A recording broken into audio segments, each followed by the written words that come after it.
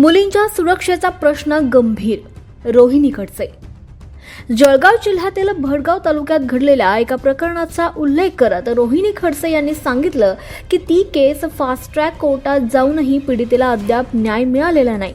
त्यामुळे नसरापूर येथील चिमुकलीच्या बाबतीत असं होऊ नये अशी अपेक्षा त्यांनी सरकारकडून व्यक्त केली आहे. या प्रकरणात सरकारनं तात्काळ लक्ष घालून दोषींना कठोर आणि जलद शिक्षा द्यावी अशी मागणी आता रोहिणी खडसे यांनी केली आहे.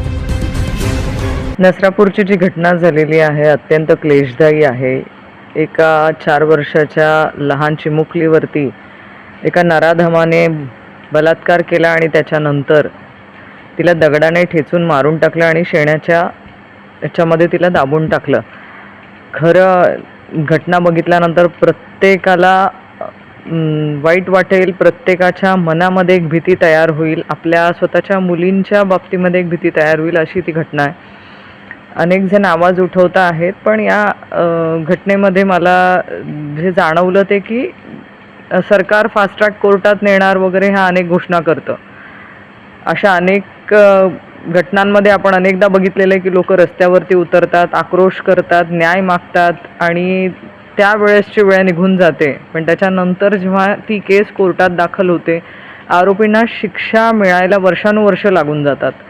असंच ह्या मुलीच्या बाबतीमध्ये होऊ नये अशी माझी सरकारकडनं अपेक्षा आहे. फास्ट ट्रॅक कोर्टात जरी ही केस दाखल केली जात असेल तरी पण भडगावची आपण एक केस आपल्या जळगाव जिल्ह्यातली जर बघितली तर गेले 3 वर्ष झाले अशीच एक चिमुकलीवरती अत्याचार झाला होता. तिला मारून टाकण्यात आलं होतं आणि तिला देखील गोठ्यात डांबून ठेवून तिला तिथेच दाबून ठेवण्यात आलं होतं.